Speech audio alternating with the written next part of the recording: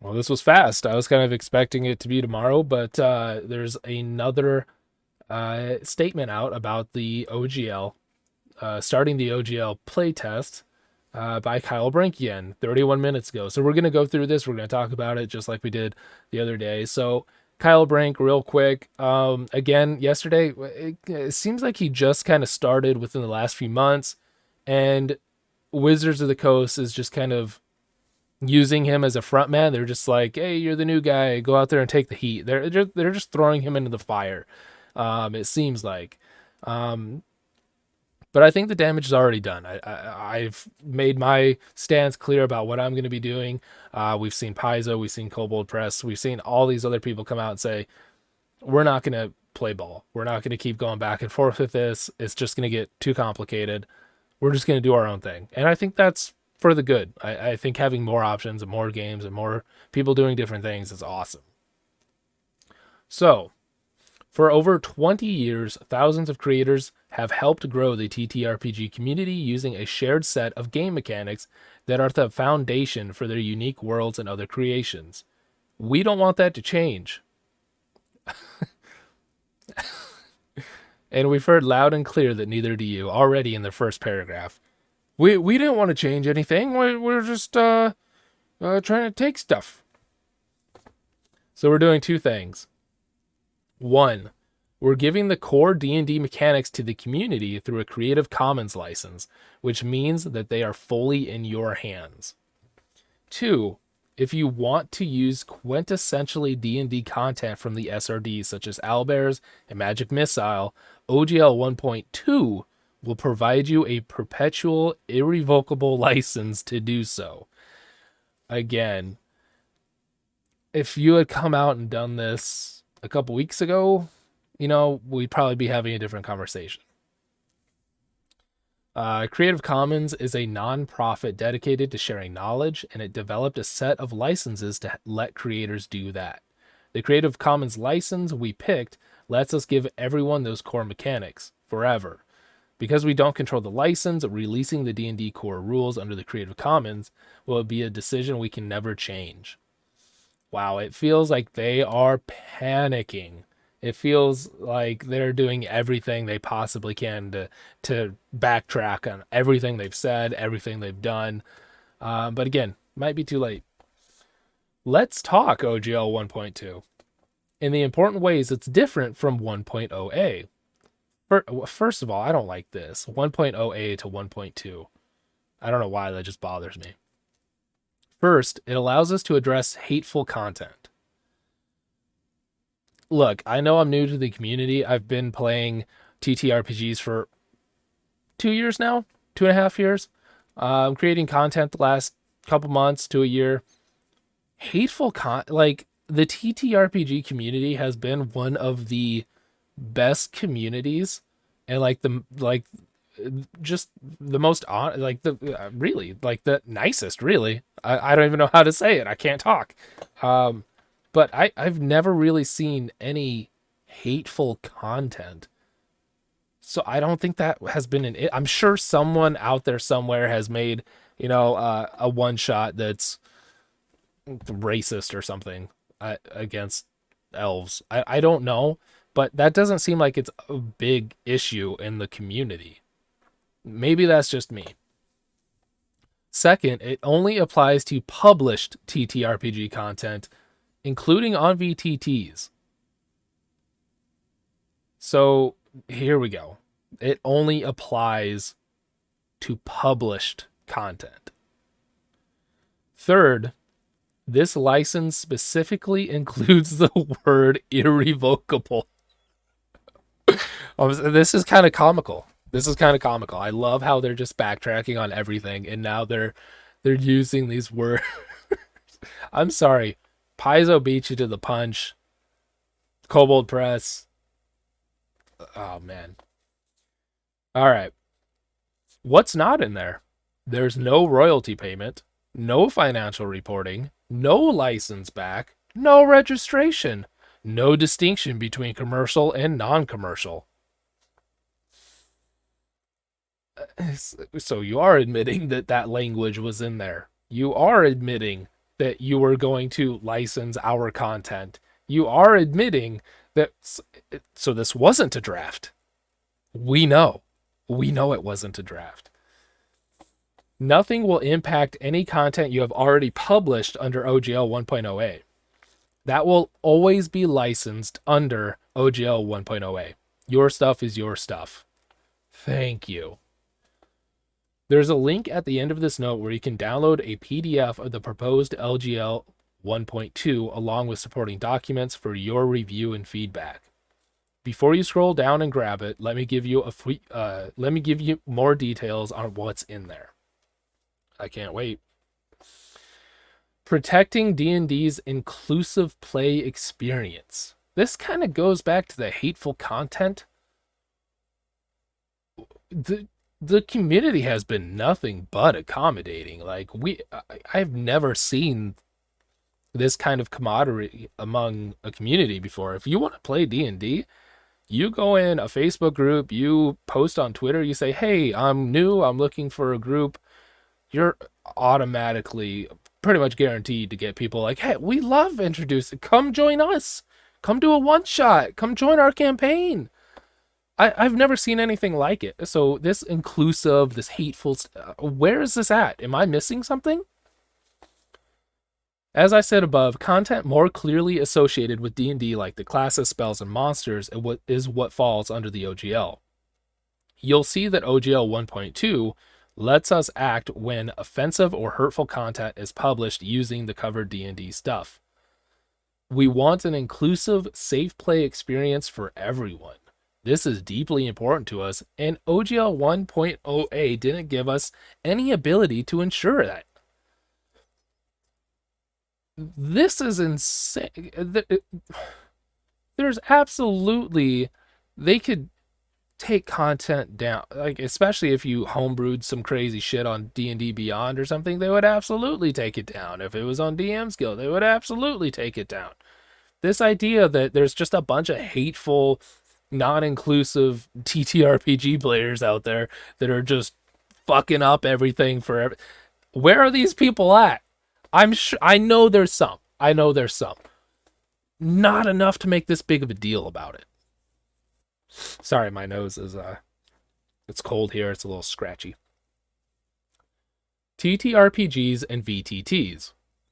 OGL 1.2 will only apply to TTRPG content, whether published as books, as electronic publications, or on virtual tabletops, VTTs. Nobody needs to wonder or worry if it applies to anything else. It doesn't.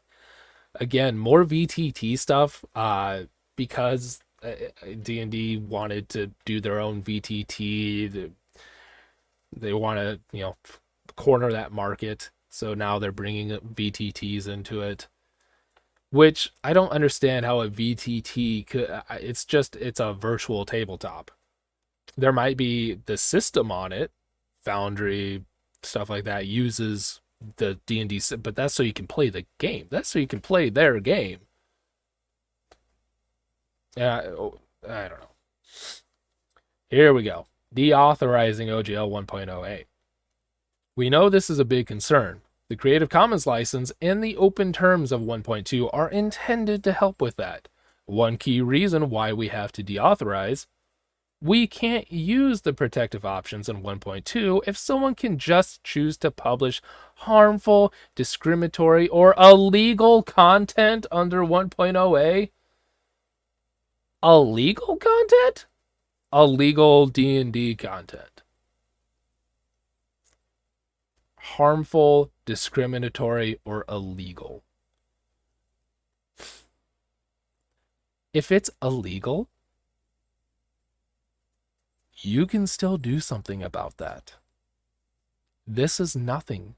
These words you're writing mean nothing. And again, any content you have already published under OGL 1.0a will still always be licensed under OGL 1.0a.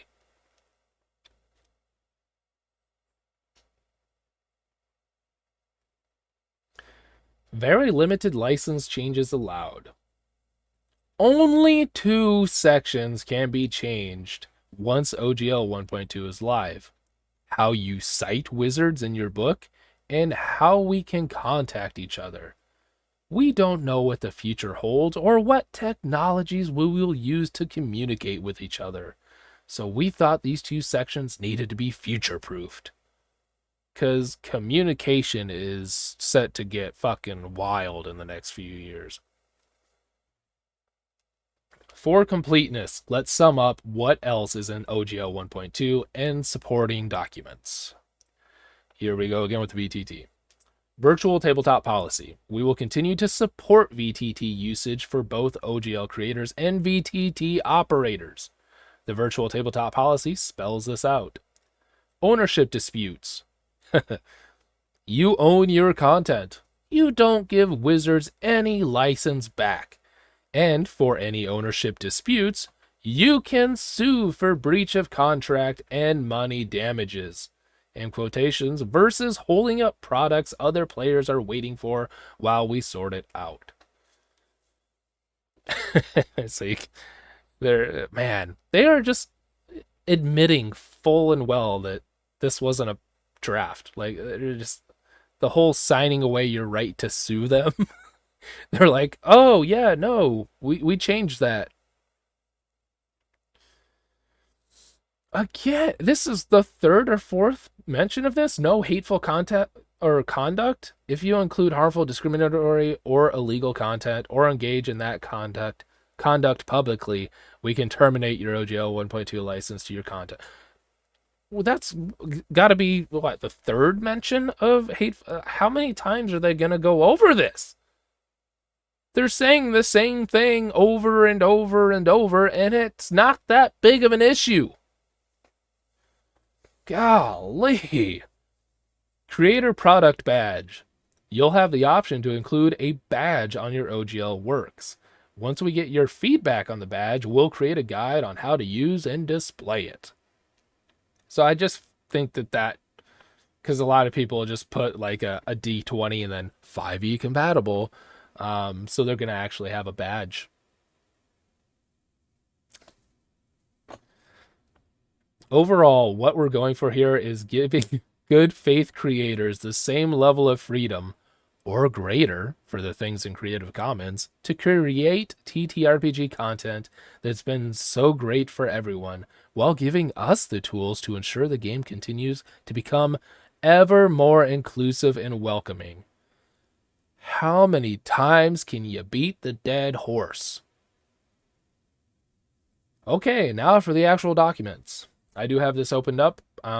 We might glance at it quick, but I'm not going to go through all of that. We're very interested to read your thoughts. Our team does a great job compiling all the playtest feedback for us in a comprehensible way to reflect and act on, so I'm confident they'll do the same here. So this was brought up. Somebody mentioned D&D Shorts did a video about this, and he is in contact with people there who say that they never look at the feedback. Essentially, the way that they use the feedback option is to make sure that all the negative ideas, all the negative comments stay in their platform. It's so, we don't go out on Twitter, like with what happened with the OGL. So we don't go on Reddit, we don't go on Twitter, we don't go on social media, we don't make videos about what fucks they're being. So that's an interesting thing. I'll put a link to the video in the description down below because it's very interesting, and he has a lot of great content coming out because he's in contact with a lot of these people there at Wizards. So I don't think they're reading our feedback. After you've read the new SRD 5.1 introduction, OGL 1.2, and the VTT policy 1, provide your feedback on the review documents in our survey, which will be live tomorrow. We'll update this post with the link. The survey will remain open until February 3rd. We'll talk again on or before February 17th. We'll share what we heard from you and updates to the OGL document as a result. The process will extend as long as it needs to. We'll keep iterating and getting your feedback until we get it right. D&D is my life's hobby because I'm fundamentally a co-op gamer. That's kind of a weird thing. I don't know. That just sounded weird to say. I'm fundamentally a co-op gamer. It makes sense. It just seemed weird. Let's tackle this together. Kyle Brink, executive producer, Dungeons and Dragons. So I did open up the OGL 1.2 draft. I'm sorry. Oh man. Okay, so this is for discussion purposes only. Introduction to the SRD. I don't think they actually have the SRD in here, do they? It just says introduction. So here's the OGL. Um, what you own, your licensed work are yours. They may not be copied or used without permission. For discussion purposes, warranties, modification, or termination. See, there's always been a termination clause. I don't know why this hateful and whatever. Okay, so here's some of a little bit of an FAQ. Why does Wizards need a VTT policy? We support the role VTTs play in the tabletop space. The ability to game remotely means more people can play. And it's wonderful that people thousands of miles apart can share a space as those sitting around a table. But as VTTs advance, their functionality will raise tricky questions.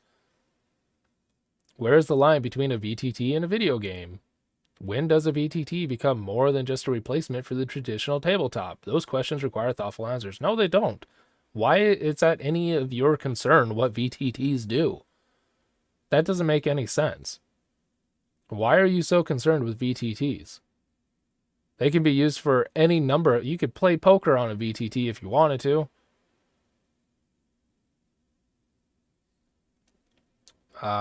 May I make my VTT owlbear token look like the one from the Monster Manual? Obviously not, because they own that image. What about OGL 1.0a? Does this policy apply to that? Yes, you can upload your already licensed content to a VTT. Again, what? Why would it if it's following the rules? Again, why do you get a say if we put it on a VTT? Seems odd to me. I own or operate a VTT. How does this affect me? If you are a VTT owner or operator who supports OGL products on your platform, you have the same obligations for VTT content that any other website owner or operator has for copyrighted content under the DMCA. Wow. That's kind of interesting. That's kind of like the whole. So if you're the owner of Roll20 and somebody uploads something that's not OGL approved, instead of that person they're gonna blame you for not moderating every single thing that gets uploaded. That's pretty crazy. That's what I get from it. You have the same obligations. Huh. You say this is a conversation. Does that mean this policy can change? Yes, we need your feedback as the tabletop space evolves. The potential of VTTs is tremendous and exciting, and we don't want to harm their development, except for the other points that you just listed. So this is just more trash. This is more trash. I don't know how to say it in a nice way, but I mean they're beating like I said earlier, they're beating a dead horse with a stick. Going over hateful and hateful and this and that and not being inclusive and hateful. Don't be hateful. Don't make hateful content. Watch out for that hateful content. It doesn't make any sense. And the fact that they're just completely backtracking on everything that's happened, they're just covering their own asses. If there was no outrage, if nobody said anything, they would have moved along. There would be nothing about this. They know exactly what they wanted, and I just think it's too late. It's January 19th. Yeah, it's just too late. This is just more trash, more fluff, and more. Hey, we're the good guy. We made a mistake. At a certain point though, it gets to be too much. Yeah, I think that's all I have to say about this for now. I'm sure there'll be more coming out in the next few days. They said more in February. So we've got a couple weeks before they reach out. But this is all nothing. This is a big nothing burger. The fact that they're trying to go through Creative Commons license now, whatever. There's plenty of other systems out there, plenty of other people doing stuff now. And we've seen their hand. We saw what they were going to do, what they wanted to do. And I don't want to make content for somebody like that. If I saw, if I was going to make a business deal with somebody and they moved their golf ball, I don't want to do business with that guy. Wizards of the Coast is, they're taking strokes off their game and acting like we didn't see. And, we saw. So let me know what you think down in the comments below. I've got more stuff I'm going to do today. Kobold Press had an update. They're going to be doing weekly stuff, so we're going to take a look at that. And until next time, friends.